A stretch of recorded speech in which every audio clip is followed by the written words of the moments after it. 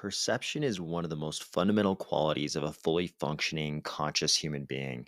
But human perception is often, some would argue, always irretrievably tainted by the subjectivity of human emotion and desires. Cardano, of course, is not insulated from this phenomenon, and a large amount of the anti Cardano activity out there can probably be chalked up to a strong desire that Cardano not upset the pre anti status quo smart contract pecking order. Ready? Let's go. We're going to get to objective perception, but we're also going to discuss a little bit of positive coverage of Cardano at MSN.com. Cardano's huge number of researchers compared to a lot of other projects, and some other topics in Charles' latest AMA. Don't be fooled. I would probably never go to the money section of MSN for any kind of news or information about crypto. It's not a place I think of as being a crypto news outlet, but I think it is a sign of the times that they ran this Motley Fool article called "In the World of Crypto, Cardano Could Be a Real Winner." And this is a very, very basic article. Like this article is written for people who don't know anything about crypto. I mean, they're using the Ethereum killer terminology and applying it to Cardano. And I mean, they can't help but quote a rough price for Bitcoin in the first paragraph, and like bold the word Bitcoin, just so people know, hey, yes, crypto is about Bitcoin. In case you came here wondering, wait, is crypto Bitcoin? Confirmed, crypto is Bitcoin. It's in bold in the first paragraph. But it is interesting what they focused on. So what we're seeing here is even a very mainstream, news-ish platform, MSN.com money section, they're talking about the environmental friendly attributes of Cardano. They quote this: it's believed that Bitcoin currently uses roughly 0.5% of the total global power consumption. And then they talk about why Cardano is an intriguing choice, given that's true. I don't necessarily agree with some of their conclusions. They say things like, unlike Bitcoin's proof of work model, Cardano's model is much simpler. I think that's their way of sort of explaining why Cardano uses less energy. I don't think I agree that. I think it's just a different system. But the article is interesting. It's like the mainstream-ish press here has caught on the fact that Cardano is not just a different version of Ethereum, which is, I think, what a lot of them sort of understand if they're looking around in sort of the smart contract crypto space. I think they kind of know that Cardano does some of the same things as Ethereum, and they don't really understand why it's different, but they know it's a different project. I think that's kind of their perception. I know if a bunch of you are jumping out of your chair is saying, no, Cardano does everything that Ethereum does. I agree. I was just sort of trying to frame the way they're probably thinking about it. But it is interesting. They're focusing on the energy thing here. And they also mention Ethereum gas fees. I thought this was fascinating. An article like this, which is like the most basic crypto article you could possibly write, mentions Ethereum gas fees. It says this token, they're referencing Cardano, this token is roughly 8 times faster than Bitcoin and has fees that are much lower than Ethereum right now. So, I mean, I would argue much lower than Ethereum at all times, but it's interesting. They actually have some like cognition of the very high Ethereum gas fees and of transaction times on Bitcoin. So some of the advantages of Cardano are starting to sort of seep into the mainstream. And even somebody who, I imagine someone who has no crypto knowledge sort of stumbling upon this article. And these are the kinds of little bits of information they're going to pick up. I don't think this was necessarily true a couple of years ago. I don't think even a year ago, I don't think a mainstream article like this would have contained this kind of comparative information. They wouldn't have known, hey, Cardano has an advantage over Ethereum in terms of gas fees, transaction fees, and it's also faster than Bitcoin. We didn't see this kind of detail before. This is a little bit of a shift. This is an interesting post from Digi. This is a list of researchers, and I believe the metric to get on this list is that you have worked on a paper that's been sponsored by IOG. What's interesting about this is that I don't see any other blockchain sponsoring this much research from this many people. People claim that the development of the Cardano blockchain is not decentralized. Point me to another blockchain that has this many people working on advancing the science of that blockchain. Does any other blockchain have this many researchers trying to make sure that that blockchain is the most cutting edge blockchain in all of crypto? I don't think so. Maybe I'm mistaken. Maybe there's some other blockchain that's done this much research, has this many, you know, diverse contributors contributing to what the blockchain will be in 5 years. But I don't think it exists. I think Cardano is making sure research happens and that this many people are contributing to it so that they have the very best chance of having the most cutting edge science behind their blockchain, not just tomorrow, but in 5 years, 10 years. I don't think any other blockchain is thinking about the future, investing so much in the future, and getting the contributions from this many diverse researchers. If you ask me, how do you make sure your blockchain doesn't have any holes that you don't have to like turn it off and on every once in a while, or that you don't have to just rebuild the entire blockchain because it's out of date in a few years? Probably getting the research contributions of this many researchers is a very good start. We also got a surprise AMA out of Charles, and in his normal fashion, he gave us a bunch of updates right at the start, and we're going to cover the highlights of those updates. There's some interesting things in there, but first, I'd like to talk about perception, which is something that he touched on in his updates. And this reminded me a lot of electric vehicles. I know this is a hot topic, and people are constantly talking about Tesla, and part of that is because of Elon Musk, and part of it is because it's become so obvious that we're going to make this transition to electric vehicles from internal combustion engines. But where Cardano is right now reminds me very much of where Tesla was sort of in those early days, 2013 and before. I know Tesla is much older than that and even older than Elon Musk's involvement. But just thinking back to that period, sort of right before 2013, Tesla was already a public company, even. But I would go around talking to people, and occasionally the topic of Tesla would come up. And maybe 1 out of 10 times, somebody would be enthusiastic about electric vehicles and also agree that electric vehicles were probably going to be a significant thing in the future. But 9 out of 10 times this topic would come up, the people I was talking to adamantly disagreed that electric vehicles were going to be a significant like slice of the automotive graph in the future, the pie chart. They didn't think that electric vehicles would really be more than a novelty in the future. Electric vehicles were already out and about, people knew that they existed, but nobody thought we would be where we are today in 2021. At least 9 out of 10 people I talked to. And it was so shocking to me that I would always ask them, a series of questions, like, hey, do you like going to get gas? Do you like paying for gas?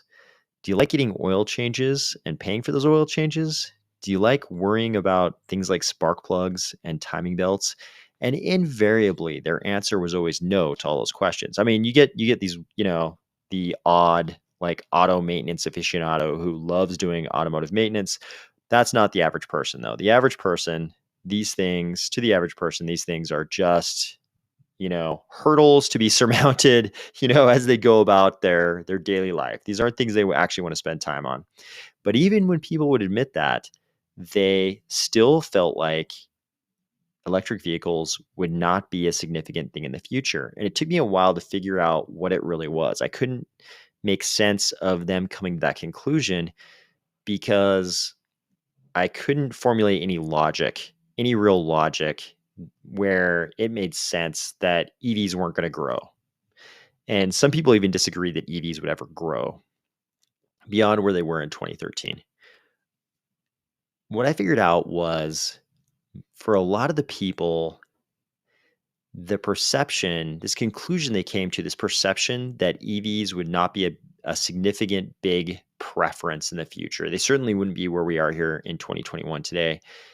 the reason they came to that conclusion was that EVs had not been a big thing in the past, and that was it. They weren't engaging in like first principles thinking. They were they were engaging in consensus status quo thinking. Internal combustion engines had always been the the major form of automotive technology. The vast amount of automobiles were internal combustion engines. So they couldn't possibly conceive of this shift being so big. Even when we talked about it, and we talked about all the problems with internal combustion engines, the complexity of this amalgamation of electronic and mechanical systems that our modern cars are. They have this crazy amount of both. There are this incredible number of parts that can fail in a modern automobile. Most people sort of get around that by just never driving their car that long. The average person, at least in North America, doesn't actually keep their car that long because they don't want to deal with all of the failures. And they hadn't really considered this future where the car could be boiled down to a motor and a battery pack. And I'm not saying that things can't go wrong with EVs. I know there are myriad electronic issues that can occur in any kind of electronic device, including an EV, but it didn't make sense to me that people couldn't see a future for EVs despite having talked about their own preference for not doing that stuff. I find myself having the same sorts of conversations about Cardano today as I had about electric vehicles and Tesla back in those pre-2013 days. The topic of Cardano comes up, and invariably the person is a fan of Bitcoin, Ethereum, and some combination of other smart contract platforms. And I start asking him questions like, do you like paying Ethereum gas fees? And usually these days the answer is that they're not even using Ethereum anymore because they hate the gas fees so bad. And then I ask them, do you do you have a timeline for when you think they're going to get Ethereum 2.0? When do you think Ethereum 2.0 is coming? And after we talk about that, usually it turns out they don't have a lot of confidence in when Ethereum 2.0 is actually going to materialize and whether or not it's going to do what they actually hope it's going to do. Then they usually want to talk about other once we talk about Ethereum, then they usually want to talk about their other smart contract plays, their other smart contract projects they support. And almost always they name some project that has crippled itself by sacrificing one of the legs of the blockchain trilemma. Often it's like decentralization. They start talking about some crypto project that has no serious level of decentralization to it. It's very centralized. And once we talk about that, a lot of times they don't even know. They just know that they think the smart contract platform runs fast. And usually that's also like an exaggeration once we break down the numbers or why they think it runs fast. Usually it's like an exaggeration. But despite that, like the way they got to whatever speed they're at, it's often that they heavily centralize their network. And once the person admits that their network is way more centralized than Cardano, they kind of like start to go in the direction of they don't care. They don't care as long as it works. And then we talk about why they got into crypto in the first place and, you know, why they don't just use the traditional systems, like the traditional finance systems. Like, why not just use a bank? Why not just use, a normal brokerage account to do your trading? And usually and generally they'll even admit that decentralization in fact was a huge part of why they got into crypto in the first place, and that's part of what was so attractive about crypto to them. And even after all that, they still can't understand or still don't want to acknowledge that there's something good going on with Cardano. And the reason is the same. Partially it's the same. Partially, it's the same as the people who couldn't see a future for EVs back prior to, say, 2013. And it's that internal combustion engines had always been on top. It's like Ethereum and other account balance type, smart contract.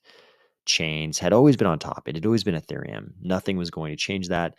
They couldn't get away from the consensus status quo thinking because they weren't applying any level at all of first principles thinking, nor did they even know what it was or want to understand what that was. They just knew that for them the best way to gauge which smart contract platform is a good one is by looking at what the rest of the crowd thinks. And that often involves looking to characters like venture capitalists and YouTube commentators, people like that. And those people, as Charles points out in this AMA, and I think we all know, those people are always going to talk their book. If you're a venture capitalist in crypto, presumably you have crypto holdings. If you're a YouTuber who's been around in crypto for a long time, you probably have crypto holdings. And let's face it, for most people, those holdings have always been Bitcoin and Ethereum, and they're going to talk their book. They're going to talk their book. So if somebody new comes into crypto, they're going to hear that Bitcoin is the gold. And when it comes to smart contracts, Ethereum is where you go. Ethereum is the spot. And it doesn't matter if it doesn't make sense that people are going to want to do oil changes and worry about timing belts and spark plugs and catalytic converters and all these things in the future. It doesn't matter that none of that makes sense. They're just going with the crowd. They're just going with the status quo thinking. And the thought leaders of the crowd are just talking their book. They don't want to act against their own economic best interest. So in these conversations, I often hear, hey, if Cardano's so great, then how come, X, Y, and Z VCs don't talk about Cardano? And of course, this also has a parallel to that, pre 2013 period. In the EV conversations, people used to always say, hey, if EVs are so great, how come, GM and Ford and Toyota and Honda and, Daimler and Volkswagen, how come they're all not making EVs? The real answer was they're just behind. They're already behind. They're going to be playing catch up. But at that time, those authority figures were sort of the end all be all if you're a person who only engages in consensus sort of status quo thinking. So as long as those companies weren't talking about EVs, people engaged in that type of thinking felt like they also didn't have to think about EVs.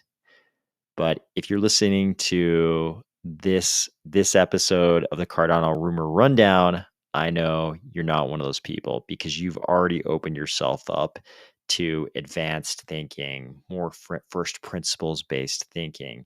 You're thinking about what will actually make the best blockchain that can do smart contracts, the best proof of stake blockchain that can do smart contracts, the best Gen 3 blockchain. You were already thinking about those things. That's what led you here. And that's why this type of status quo consensus thinking doesn't make any sense.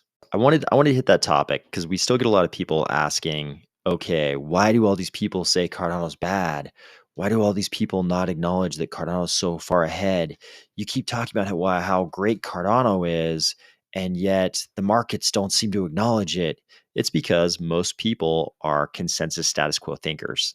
They're not engaging in any kind of innovative thinking, not any kind of first principles thinking.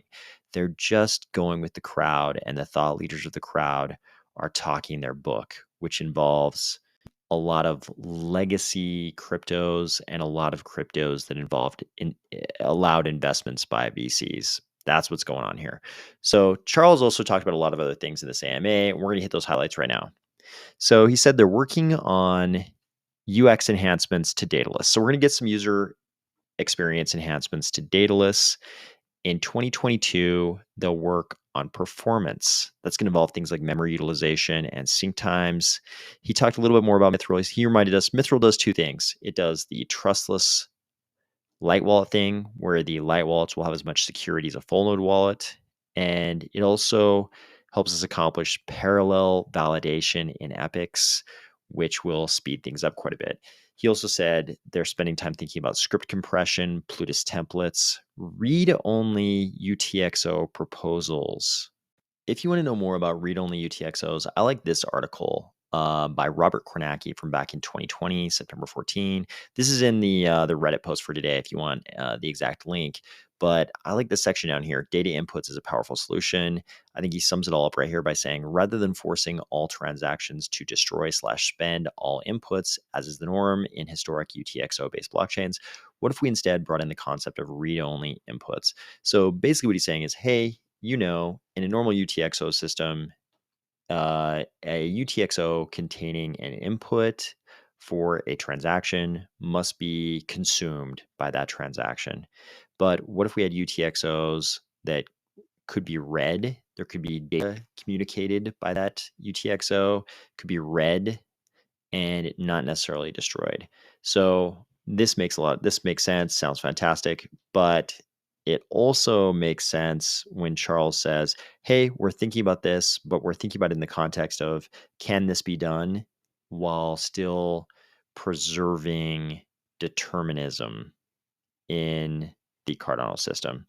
We found out that IOHK is targeting 3 big releases per year: February, June, and October. So if you're looking for something to be released, it'll probably be during one of those time periods. Charles said that over 100 projects are wanting to turn on new business models in the next 3 to 6 months. Presumably, a lot of those will be dApps. So that'll be great.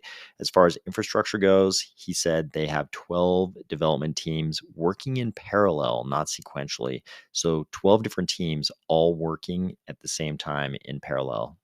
He then went back to his discussion of layers in Cardano. He talked about the root of trust in Cardano being the Ouroboros base layer, and once you have that, then you can have OBFT layers that are permissioned and can be incredibly high performance, but still eventually settle on the Ouroboros base layer and avail themselves of that root of trust.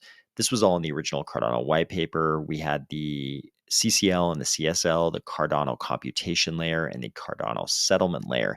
He said if you don't like any of that, you can run on Milk Omeda, which is fully EVM compatible, and it just runs faster and cheaper on Cardano.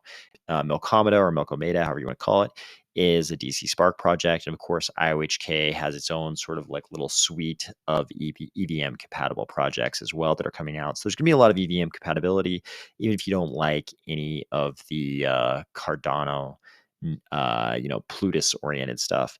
He said Catalyst has funded 300 projects this year. It could do 2,000 next year, which is pretty astounding. Charles also talked about how proxy keys might be able to create privacy in Cardano. There are regulatory issues to think about. It could also create bloat in the system. We've talked about proxy keys before. It turns out that when he was in South Africa, we kind of knew that he had been at the home of the president of South Africa, Cyril Ramaphosa, but we didn't really know many details there. It turns out Cyril Ramaphosa couldn't make it because of some kind of scheduling conflict, but his son did.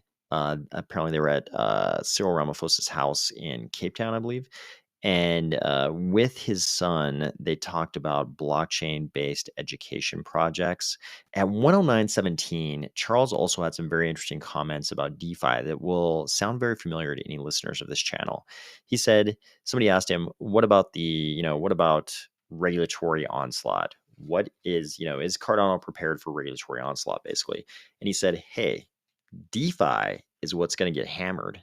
DEXs and so forth are really regulated financial vehicles.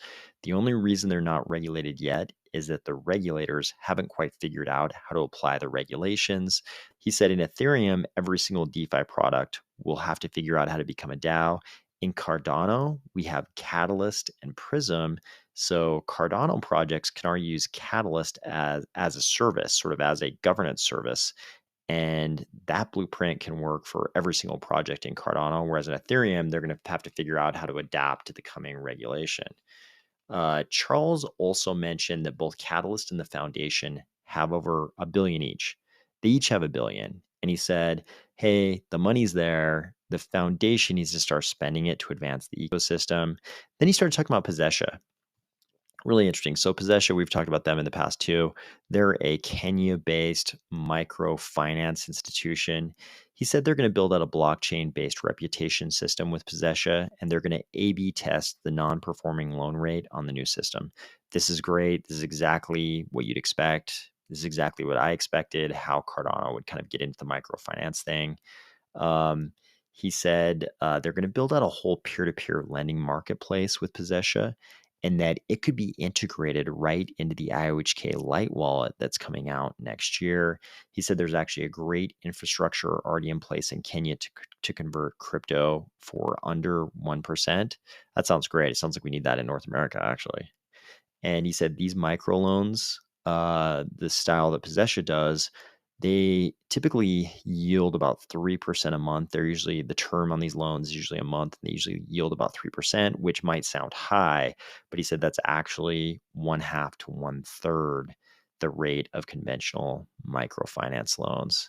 I hope you're starting out a great week. I think it's gonna be maybe a little bit quieter week just because we have a huge holiday in the US here and some portion of IOHKs in the US. Apologies to the rest of the world. I know you have no idea what's going on. Maybe with this silly holiday involving the turkey and all of that kind of stuff. So we might have a little bit of a quieter week, but I hope you're having a great week and I'll talk to you tomorrow.